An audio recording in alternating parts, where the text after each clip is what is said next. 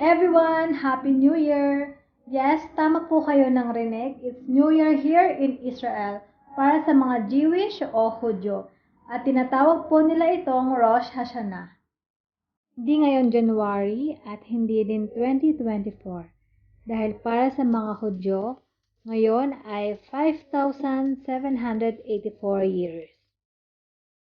Ang Rosh Hashanah para sa mga Hudyo ay ang pagdiriwang ng paglikha ng Diyos sa buong mundo, ang araw na nilikha sina Adan at Eva.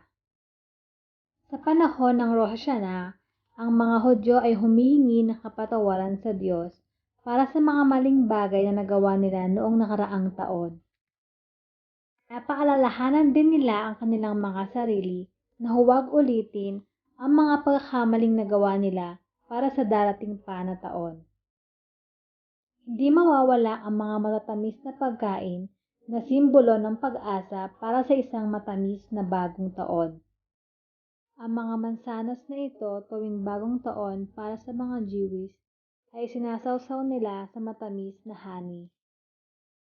Kilala din ang Israel bilang Land of Honey. At hindi din mawawala ang pomegranate na ayon sa tradisyon ng mga Hudyo, ang pomegranate ay sumisimbolo ng kasaganaan.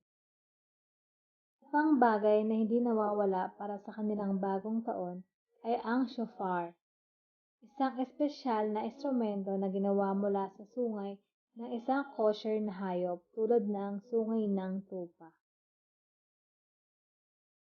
Ang iba ay naghahain ng ulo ng isda, pagpapaalala na maging tulad ng ulo at hindi ang buntot, maging mga pinuno at hindi mga taga-sunod. Mayroon din silang tinapay na tinatawag na challah, pinatamis ng mga pasas at tinirintas ng hugis bilog. Ang pagbati ng Happy New Year para sa kanila ay Shana Tova o pwede ding Shana Tova Metocha na ang ibig sabihin ay Happy Sweet New Year. Kaya guys, Shana Tova Metocha Lechulam.